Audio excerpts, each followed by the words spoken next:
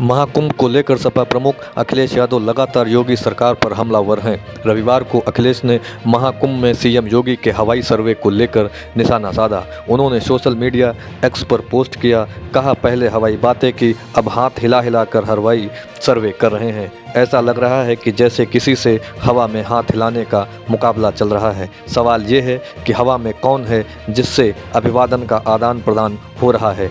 महाकुंभ में आज सेना को उतारना ही पड़ा। अगर ये फैसला पहले लिया जाता तो सैकड़ों श्रद्धालुओं की जान बचाई जा सकती थी। समझ नहीं आता है कि किसकी का दम्भ इतना बड़ा हो सकता है कि लोगों की जान पर बन आए, लेकिन उनके अहंकार का सिंहासन टस से मस नहीं होता है। इससे पहले अखिलेश यादव आज कानपुर भी पहुंचे। यहां पर सपा विधायक सतीश निगम की बेटी की शादी में शामिल होने आए थे। यहां उन्होंने मीडिया से बातचीत की और कहा, सपा सरकार में भी जब कुंभ हुआ था तो गंगा की डुबकी लगाई गई थी। हम लोग लगातार सीखते रहते हैं, लेकिन इस बार तो हमें भाजपा से नया कुछ सीखने को मिला है कि कपड़े पहनकर भी नहाया जा सकता है। महाकुंभ में वीआईपी ट्रीटमेंट चल रहा है, आम आदमी सिर्फ पैदल चल रहा है। बीजेपी वाले खुद को इतना ज्ञानी समझते हैं जैसे जो करते हैं वही सही रहता है।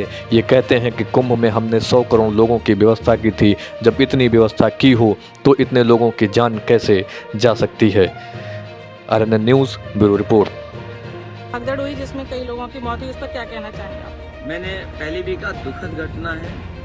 ये इंतजाम सरकार को देखना चाहिए था। और दिल्ली जैसी राजधानी में नाकामी होना, जो लोग ये कहते हैं कि हम $5 ट्रिलियन की इकोनॉमी बनाने जा रहे हैं, विकसित भारत बनाने जा रहे हैं, तीसरी अर्थव्यवस्था बन जाएंगे हम और विश्व गुरु बन जाएंगे, क्या यही परिभाषा है कि आप प्लेटफॉर्म पर हमारे जो गरीब लोग हैं उनको सुरक्षित नहीं रख सकते? उनका एक्सीडेंट हो जाए, जान चली जाए।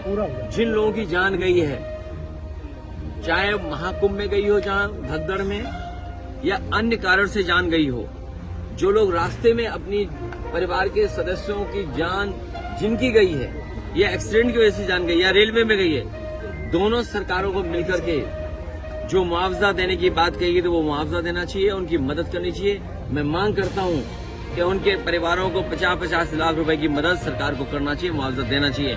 और मुआवजा, क्योंकि धार्मिक कार्यक्रम में सब लोग गए थे, बड़ी श्रद्धा के साथ गए थे, और आपने कार्ड दे करके बुलाया था। कभी भी कुंभ के आयोजन में कार्ड नहीं दिया जाता था, किसी को बुलावा नहीं दिया जाता था, लोग स्वयं जाते थे।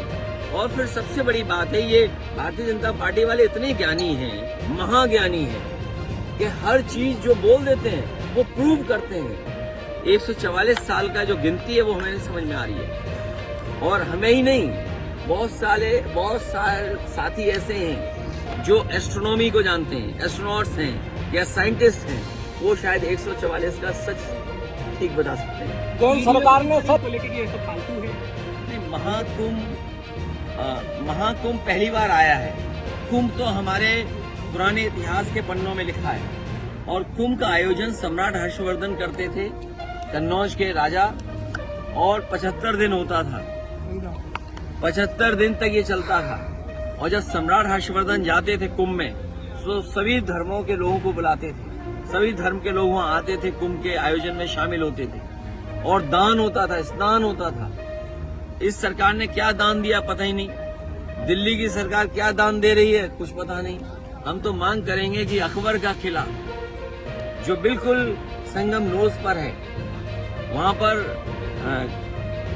जो बट वृक्ष है, या हम उसको बोलते हैं जो वृक्ष है जिसकी पूजा करते हैं, और सरस्वती नदी भी वहीं से निकलती है, तो कम से कम वो जो अकबर का किला है वो उत्तर प्रदेश सरकार को दान में दे दिया जाए। क्योंकि दिल्ली वाले सब स्नान कर चुके हैं। हम लोगों को भी किसी न किसी से कुछ सीखना चाहिए।